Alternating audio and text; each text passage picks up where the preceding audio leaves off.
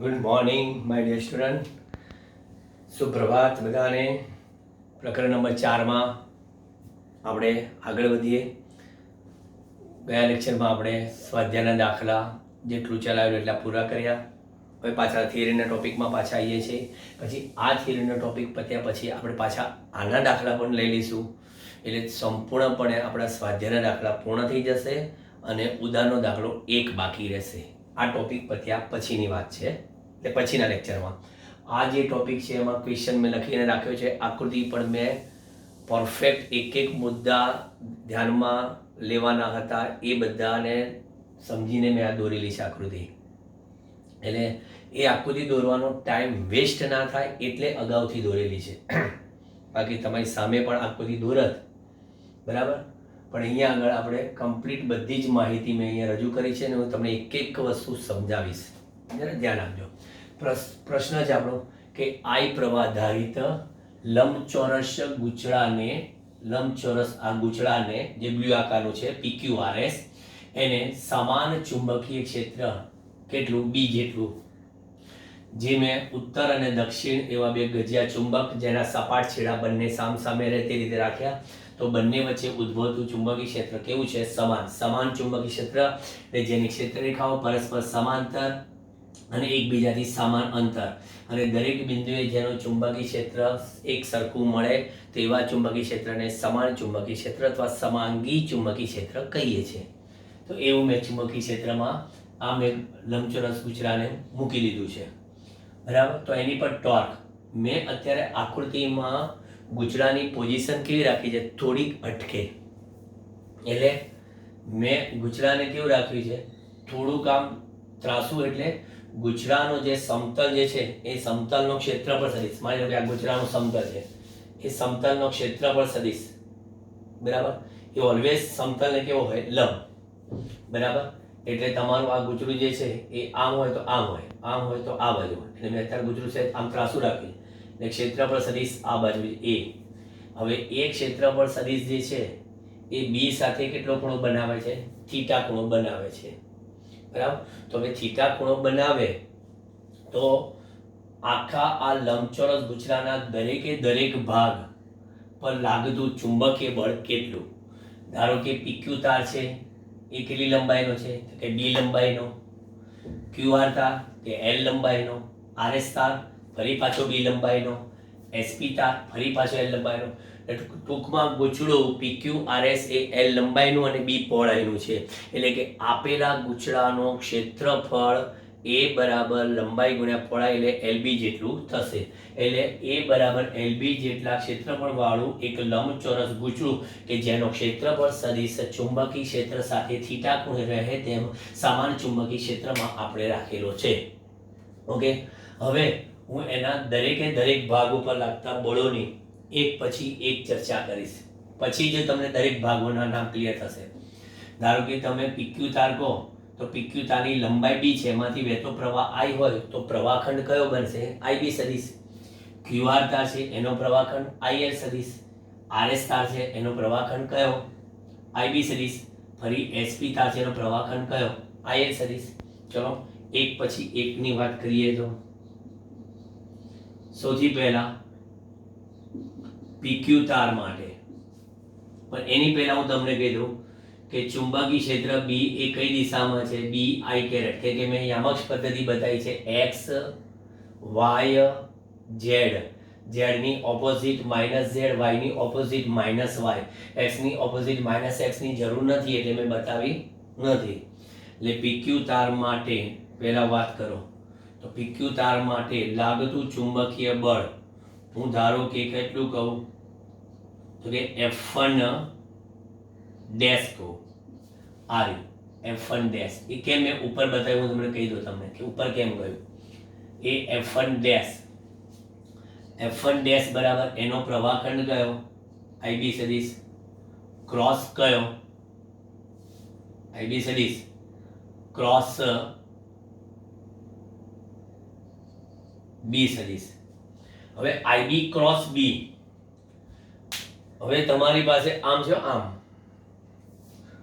એટલે તમારી આંગળીઓ ચુંબકીય ક્ષેત્રની દિશામાં રાખો. અને અંગૂઠો ક્યાં રાખો? પ્રવાહની દિશામાં.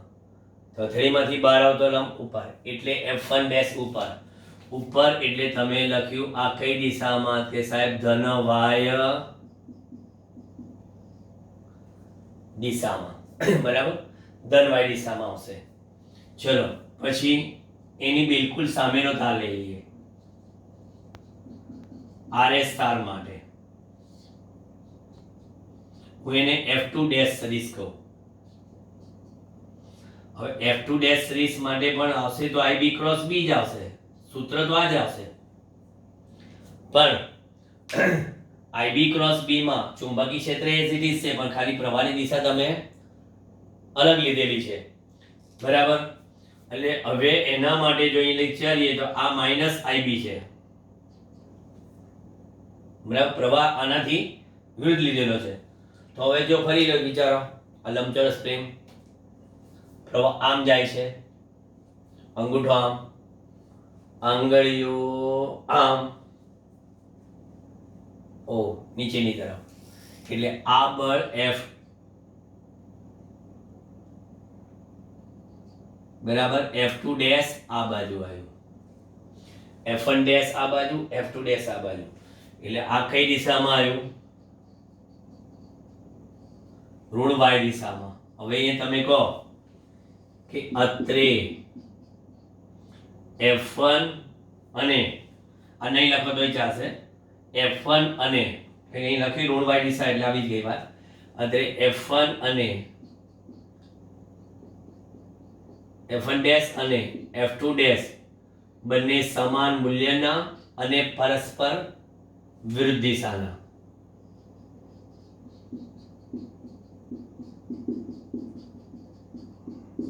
બરાબર, વળી આ બંને બળો એક રેખાસ્થ હોવાથી F1 ડેશ અને F2 ડેશ સમાન મૂલ્યના વિરુદ્ધ દિશાના અને એક રેખાસ્થ હોવાથી એકબીજાની અસરો નાબૂદ કરે છે. ઓકે, એટલે એકબીજાની અસરો નાબૂદ કરે તો પછી જવા દો. એટલે આ બંને બળો એકબીજાની અસર નાબૂદ કરી દીધી, એટલે ગુચળાને પરિભ્રમણ કરાવવા માટે આ બંને બળો જવાબદાર નથી. એટલે શું કહી શકાય કે શિરોલંબ અને અધો દિશામાં બંને બળો સમાન મૂલ્યના અને વિરુદ્ધ દિશામાંથી આપેલા ગુચલાને એ ભ્રમણ કરાવી શકતા નથી, કારણ કે એક ઉપર લઈ જાય એક નીચે લઈ જાય, એટલે સરવાળે અસર નાબૂદ થઈ. હવે બાકીના બે સામસામેના તાર લઈએ, જેમ આ સામસામેના તાર લીધા ને, હવે બીજા સામસામેના તાર. એટલે હવે કયા તાર હશે? QR તાર. QR તાર માટે બળ F1 સદિશ લખીએ. એક કામના છે એના માટે મેં ડેશ સંકેત નથી લીધો. F1 સદિશ માટે તો અહીંયા આગળ IL ક્રોસ B અમે ચેક કરો. તારમાં અધો દિશામાં અંગૂઠો, હવે ધીમે ધીમે આંગળી ખોલી નાખો છો, ટાક આંગળીઓ બધાય B ની દિશામાં, હથેળીમાંથી બહાર અધો લંબ. ઓકે, એટલે આ બળ આવ્યું કઈ દિશામાં? આ તો ધન Z દિશામાં આવ્યું. ચલો ચેક કરીએ, ખરેખર ધન Z દિશામાં આવે છે. ચાલો, IL એ કઈ દિશામાં છે? કે સાહેબ IL એ માઇનસ J કેરેટ છે, હા Y દિશામાં છે. બરાબર, ઓકે. પછી ક્રોસ આ કયું છે? B I કેરેટ છે. બરાબર, B તો I કેરેટ છે. બરાબર, એટલે માઇનસ IL B લખ્યું તો J ક્રોસ A છે, પણ J ક્રોસ A એટલે માઇનસ K થાય, I જે હોય તો K થાય.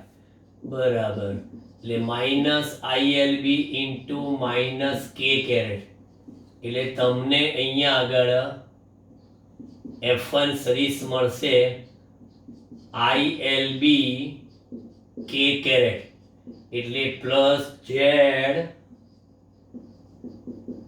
દિશામાં. તમે જમણા હાથના હથેળીના નિયમ પરથી પણ કીધું અને સદિશના ક્રોસ પ્રોડક્ટ પરથી પણ કીધું. હવે એની સામેનો તાર ક્યુઆર તારની સામેનો તાર એસપી તાર માટે જો એસપી તાર માટે F1 પછીનું આપણે લઈએ F2. આ F1 ડેશ F2 ડેશ હવે F1 F2 એમાંય તે IL ક્રોસ B જ લખીશું પહેલા. જેમ અમે લખ્યું તો IB cross B IB cross B પણ ડિરેક્શન જુદી. હવે આની ડિરેક્શન જુદી આવશે. આ IL ક્યાં જાય છે? ઉપર. એટલે IL J caret cross B I caret એટલે ILB J ક્રોસ A એ તો આપણને ખબર છે કે માઇનસ ILB K કેરેટ એટલે આ કઈ દિશા આવી? માઇનસ ઝેડ દિશામાં. એટલે આ F1 હતું, આ આવી ગયું F2. જોઈ લો આપણી પાસે બધા બળો. આ બળ હતું 1, આ બળ હતું 2, એ બંને એકબીજાની અસર નાબૂદ કરી. કારણ કે આ જે લંબચોરસ ગૂંચળું કે ફ્રેમ હતી એની સામસામેની બાજુ પર આ બંને બળો સમાન મૂલ્યના અને વિરુદ્ધ દિશાના હોવાથી એકાબીજાની અસર નાબૂદ કરી. પરંતુ હવે આ F1 અને આ F2 ની વાત કરીએ તો અહીંયા F1 નું માન અને F2 નું માન તો સરખું જ છે. કહેલું ILB બરાબર. પછી F1 અને F2 ની દિશા પરસ્પરની વિરુદ્ધ છે એ પણ બરાબર. પણ આ બંને બળો એક રેખસ્થ નથી. આ બંને બળો એક રેખસ્થ નથી. એક રેખસ્થ એટલે એક જ લાઈનમાં હોવા એટલે એક રેખસ્થ થાય. બરાબર. કારણ કે આ આમ છે તો લંબચોરસ ફ્રેમ હતી ને એની આ તો એક આ બાજુ છે બળ અને એક આ બાજુ. હું તમને હમણાં 3D માં એક મોડેલ બતાવું છું. આ બંને બળો એક રેખસ્થ નથી માટે તેઓ બળ યુગ્મ એટલે કે ટોર્ક ઉત્પન્ન કરે છે. તેઓ બળ યુગ્મ એટલે કે ટોર્ક ઉત્પન્ન કરે છે. અને ટોર્કની વ્યાખ્યા છે કે ટોર્ક બરાબર બે બળો પૈકી ગમે તે એક બળનું માન ગુણ્યા બંને બળો વચ્ચેનું લંબ અંતર. બરાબર. એ હવે આ આકૃતિ જે આમ છે એમાં આ 3D માં z અને -z તમને દેખાતા નથી. હવે દેખાવા માટે મારે z અને -z આમ બતાવવો હોય તો મારે આકૃતિને ઉપરથી જોવી પડે. બરાબર. એટલે અહીંયા આગળ ઉપરથી તમે આકૃતિને જોશો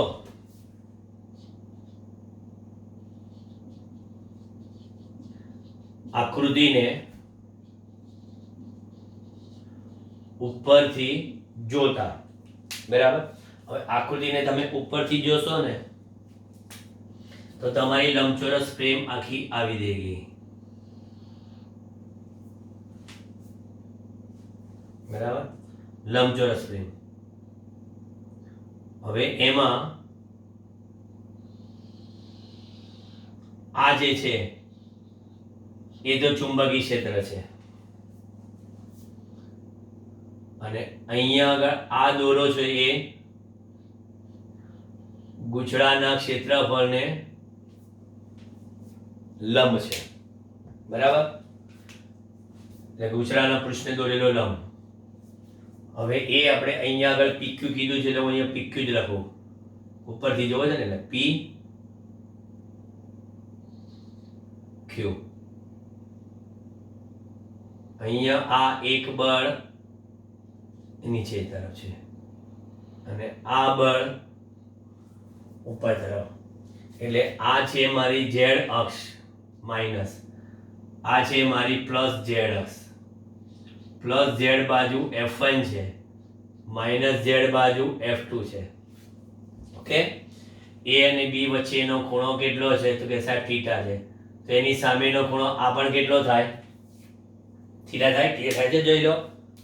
હવે બીજું કે તમારી આ જે ફ્રેમ છે એની લંબાઈ કેટલી છે? તો કે સાહેબ એ લંબાઈ બી છે. ઓકે, એટલે આ બી બતાવી દીધી. Okay, clear? હવે જો આ ખૂણો કેટલો થશે મને કહો. કારણ કે આ લંબબળ છે એટલે આ π/2, બરાબર, અને આ એક ક્ષેત્રફળ દોરેલું લંબ છે એટલે પણ π/2. તો સામેની બાજુએ શું થશે?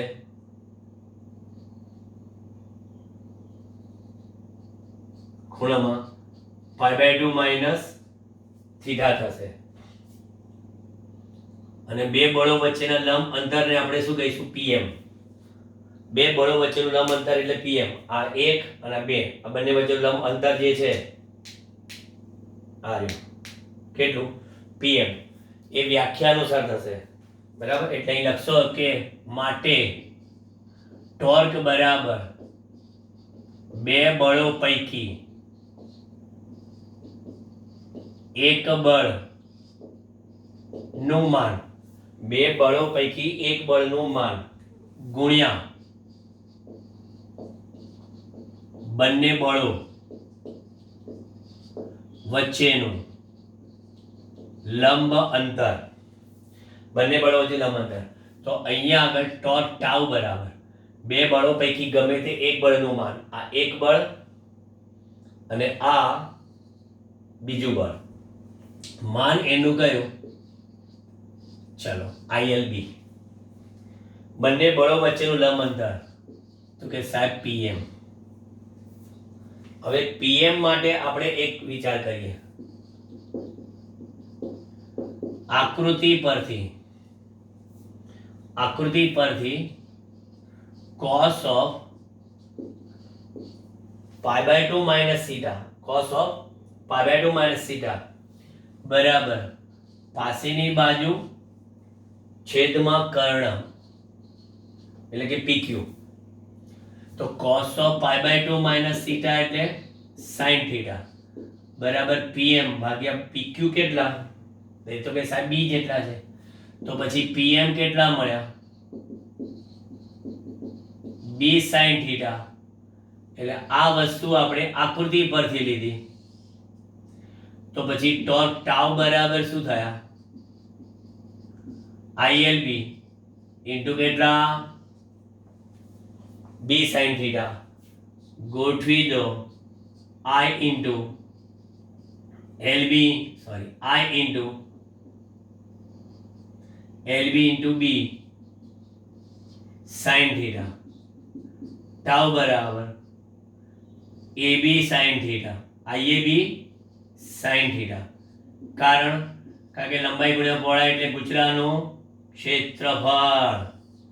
ટાઉ બરાબર IAB sin theta અને ટાઉ બરાબર IAB sin theta છે એટલે તમે લખી શકો કે આ તો ક્ષેત્રફળ સદિશ છે એટલે IA ક્રોસ B. આ ટોર્ક સદિશ સ્વરૂપે લખ્યું તમે. અને આ ટોર્કની દિશા કઈ? કે IA સદિશ અને B સદિશથી બનતા સમતલને લંબ રૂપે જમણા હાથના સ્ક્રૂના નિયમની મદદથી શોધતા. સ્ક્રૂને IA થી B તરફ આપણે ફેરવીએ, બરાબર. A ક્રોસ B એટલે A થી B તરફ ફેરવીએ તો સ્ક્રૂ ક્યાં જાય? અંદર તરફ, બરાબર. સ્ક્રૂ અંદર તરફ જાય એટલે તમારી સીધી કઈ આવશે? z માઇનસ z દિશામાં ટોર્ક આવશે, બરાબર. અહીંયા આગળ આપણે ફેરવશો ને કે A ક્રોસ B થી તો લંબ રૂપે અંદર જાય, પણ આપણે આ લંબ અંદરની દિશા કઈ બતાવેલી છે? માઇનસ z બતાવેલી છે. હવે હું જો તમને બતાવું આખું આ આપણું એવું ના કહેતા વિઝિટિંગ કાર્ડ છે. આખી આ લંબચોરસ ફ્રેમ છે, બરાબર. એ મેં આમ નથી રાખી, થોડીક આમ રાખી છે, થોડીક અટકે. જોઈ લેજો, બરાબર, થોડીક અટકે. હવે અહીંયા આગળ આ ઉપરની ને નીચેની બે ટાંકણીઓ જે બતાવી છે ઉપર નીચેની એ છે F1 ડેશ અને F2 ડેશ, બરાબર. એટલે આ P, આ Q, આ R અને આ S, PQRS. આ જે છે, બરાબર, એ તમારી બાજુની આવતી દિશા કઈ? એક પ્લસ Z અને બીજી આરી મારી બાજુ. જો આમ જોશો તો આરી, બરાબર. હવે આ બે બળો એકબીજાની અસર નાબૂદ કરે છે, પણ આ બંને બળો એક રેખસ નથી, કેમ કે એક આ બાજુ છે, એટલે આ ગુચડાને શું કરશે, તે આમ કરશે. જ્યારે આ બળો શું કરશે કે પછી આ ઉપર લઈ જશે, આ નીચે લઈ જશે, ઉપર નીચે બંને હરખું છે, એટલે આ બળ ગુચડું ઉપર નીચે જશે જ નહીં. પણ આમાં આ જે બળ છે એ આને આમ લઈ જશે, અને આ જે બળ છે એને આમ લઈ જશે, એટલે ગુચડું ટોર્ક અનુભવે. એટલે આ જે આકૃતિ હતી 3D બરાબર, એ આ રહી.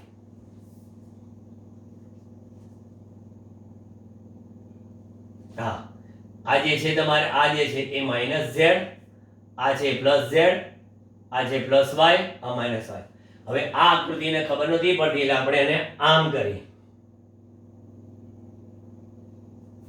આકૃતિના ત્રાસી બતાવી દીધી બરાબર. હવે આમ બતાવી દીધી એટલે શું થઈ ગયું, આ આખું આ બળ થઈ ગયું, આ બાજુ થઈ ગયું બરાબર. હવે બંને બળો વચ્ચેનું લંબ અંતર માપવું હતું તો આ થઈ ગયું. લંબચોરસ ફ્રેમ આ રીતે આખી બતાવી દીધી. તો તમને એમાં F2 ને F1 દેખાયા બંને. F1 અને F2 ને દેખાડવા માટે આકૃતિને આપણે ઉપરથી જોતા, આમ આકૃતિને ઉપરથી જોઈએ તો આ રીતે દેખાય બરાબર. એટલે એ રીતે આખું આકૃતિ દોરી મેં, અને એની પરથી આકૃતિની ભૂમિતિ પરથી A ને B એટલે એક ક્ષેત્રફળ સદિશ એટલે શું થશે, આ ક્ષેત્રફળ સદિશનો આવો થાય, અને B સદિશ આ બાજુ છે, ક્ષેત્રફળ સદિશ આ રહ્યો, અને B સદિશ આ, અને A ને B વચ્ચેનો ખૂણો થીટા છે આપણને ખબર છે, તેની સામેનો અભિકોણ એ પણ થીટા થાય એ પણ આપણને ખબર છે બરાબર. એટલે આ તમને મારા વિઝિટિંગ કાર્ડનો ભોગ આપીને તમને આ વસ્તુ સમજાવી દીધી બરાબર. ક્લિયર? જોઈ લો બોર્ડ ઉપર બરાબર.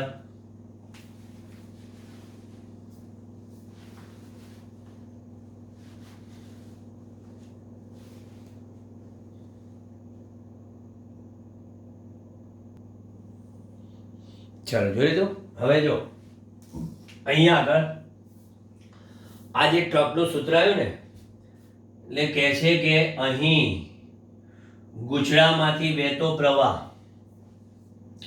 અને ગુચડાના ક્ષેત્રફળ સદિશ